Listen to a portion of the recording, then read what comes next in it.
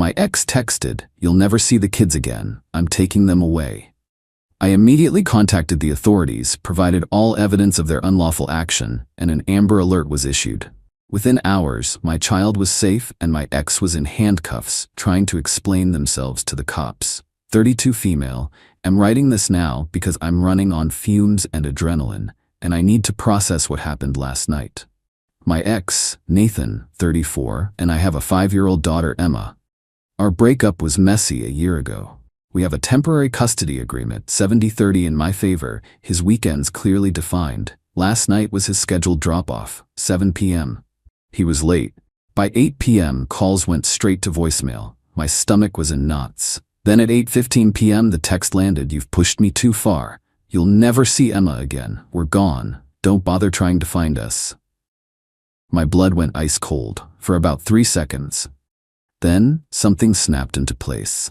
No hysterics, just cold, clear action. I screenshotted the text and backed it up immediately. I knew I needed to act fast. I quickly pulled together the custody agreement from my desk, saved recent screenshots of his more erratically demanding texts to my cloud storage, grabbed Emma's birth certificate from the safe, and recent photos of both Emma and Nathan. I called 911. Told them my ex had taken my child, violated our custody order, and sent a direct threat. I gave them his name, car details, make, model, license plate. Thankfully, I'd made a point to know it. The dispatcher was incredible. An officer was at my door in under 10 minutes. I showed him the text message on my phone and offered to email him the documents I'd gathered. He saw the urgency, the proof. He didn't doubt me. He made calls, said the words parental kidnapping and Amber Alert criteria met. My heart hammered. An Amber Alert for my daughter. It was surreal. The next hour was a blur of calls repeating info, then the Amber Alert pinged on phones. Seeing Emma's sweet face, her description, I nearly broke down, but I had to hold it together. Then the call, around 10:30 p.m. A state trooper. "Ma'am, we found the vehicle. Your daughter is safe. Your ex-partner is in custody." I just crumpled. The sobs came then. Ugly, gasping ones. They told me Nathan was stopped about 90 miles away, heading south. Emma was asleep in the back, physically unharmed. He apparently tried to argue, calling it a misunderstanding, even with an Amber Alert active. The delusion is strong with that one. Emma is with me now. She slept in my bed, and I don't think I blinked all night watching her. Nathan is facing charges. Parental kidnapping is a felony. The fallout from his side started early this morning. His sister, Heather, called me around 6 a.m., absolutely screaming, accusing me of ruining Nathan's life, saying he just snapped because he loves Emma so much. Right. Loving fathers don't traumatize their children and commit felonies. Yeah, okay, Heather. Tell that to the judge. This is just the beginning, I know. Update. It's been a couple of days since the absolute nightmare. Emma is doing okay, a bit more clingy and asking some confusing questions about why Daddy got talked to by the police in the car. But she's resilient. Lots of cuddles and her favorite pancakes. Nathan got out on bail yesterday. His parents paid it, of course. And the wave of entitlement from his family is already at tsunami levels. Heather, his sister 36, isn't just sticking to screaming phone calls. She actually showed up at my workplace yesterday. Caused a scene in the reception area, yelling about how I was vindictive and destroying their family. My manager had to escort her out. The nerve. Then came the predictable barrage of vague but pointed Facebook posts from her and their little echo chamber of friends, all about mothers who use children as weapons and how some people will do anything for attention. As if an Amber Alert for my missing child was a publicity stunt. The rage I feel is cold and deep. Nathan's mom, Joyce, 60, also called. Not to apologize for her son's horrifying actions, but to tell me I needed to be reasonable and think about Emma's needs. She actually said, "He was just under a lot of stress, dear. He didn't mean it like that." Stress is not a free pass for parental kidnapping. I've hired a lawyer. She's sharp and no nonsense. We're filing for an emergency sole custody order tomorrow and a permanent restraining order against Nathan for both me and Emma. The fact he was arrested for parental kidnapping with an active Amber Alert as evidence makes our case incredibly strong. My lawyer also drafted a very pointed cease and desist letter to Heather regarding the workplace harassment and ongoing social media slander. Apparently, Heather's response to the legal firm was to call my lawyer a hired bully. The audacity is breathtaking. Nathan himself has tried to contact me multiple times, calls from blocked numbers, emails. I've blocked everything. He then used a friend's phone. I only answered because I thought it might be Emma's school. "You need to tell them to drop the charges," he said, his voice utterly devoid of remorse. "This is a massive overreaction. You're blowing this out of proportion." "Nathan, you kidnapped our daughter. There was an Amber Alert with your face broadcast across the state. The police arrested you. This is the proportion." Him, "You're ruining my life over a simple mistake.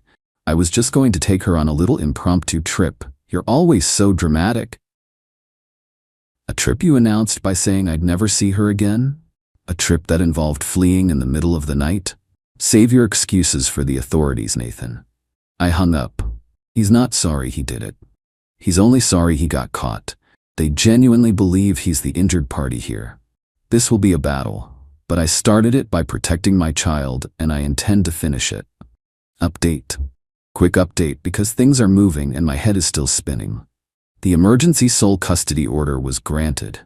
Massive wave of relief. Nathan is legally barred from approaching me or Emma and has zero custody or visitation rights pending the full hearing. The restraining order is also officially in place.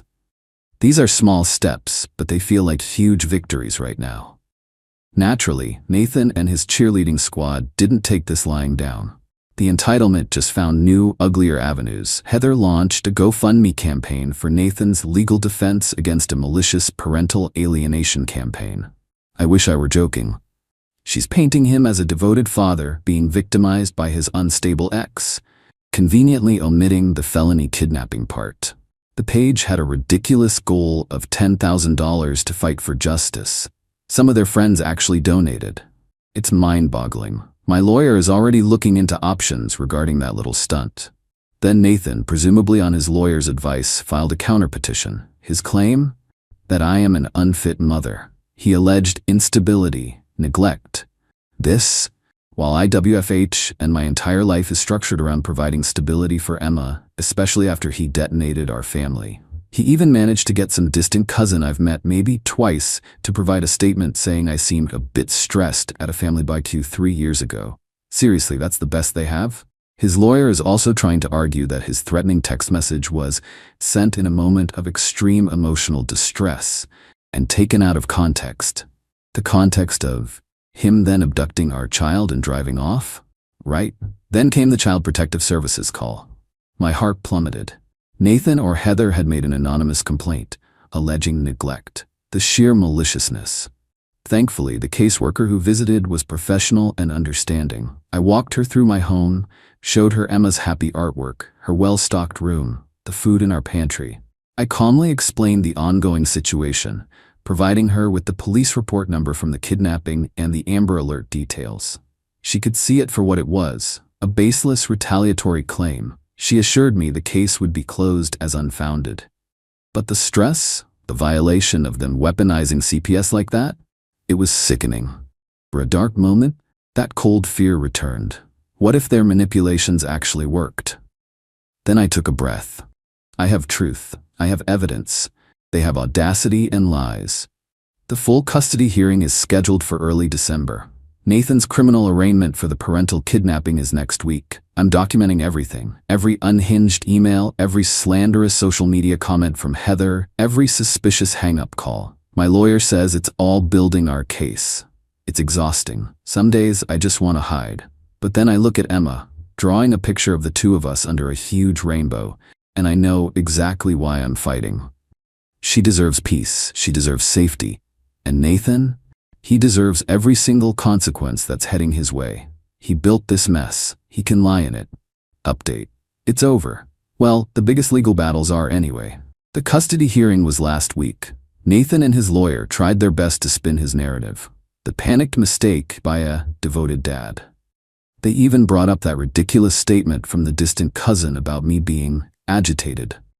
They desperately tried to imply I was alienating Emma from him, as if kidnapping her wasn't the ultimate act of alienation on his part. My lawyer was a force of nature. She methodically presented the timeline, the chilling text message, the official Amber Alert record, the police report, Nathan's history of flouting the custody schedule, and the report of the unfounded CPS claim.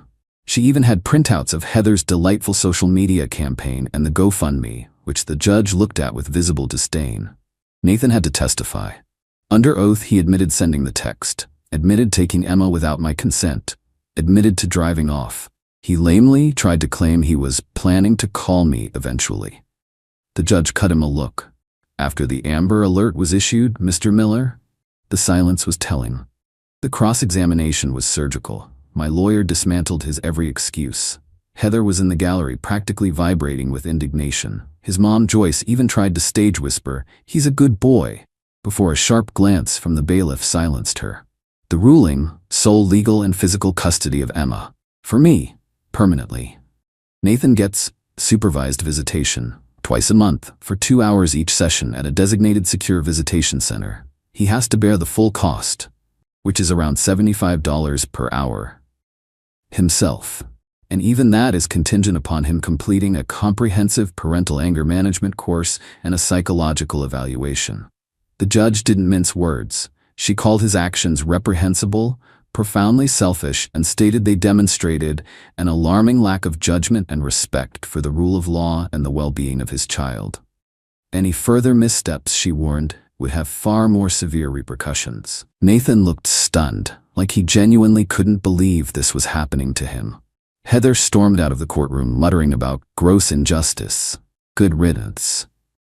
As for the criminal charges, Nathan pleaded guilty to a lesser felony charge, unlawful retention of a child, to avoid a full trial. He received 3 years of probation, a substantial fine, mandatory counseling, and the judge reinforced the no-contact order with me, permitting communication only through a court-monitored parenting app, and only for logistical matters related to Emma if visitation ever actually commences.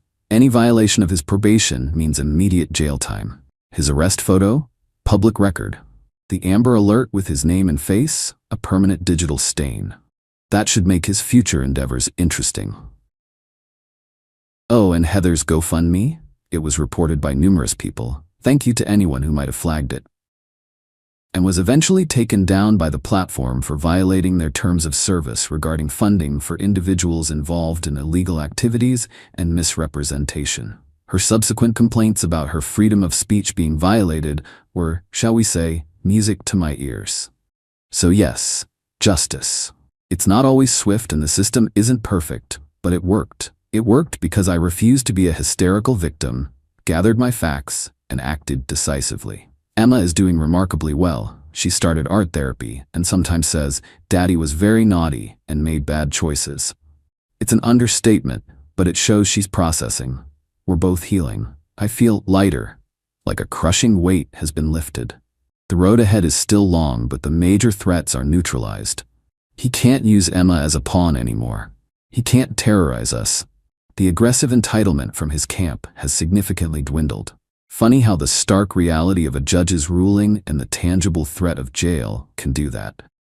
Joyce still sends the occasional passive-aggressive holiday card addressed only to Emma. They go straight into recycling. I'm looking forward to a genuinely peaceful Christmas with my daughter, building new, happy memories.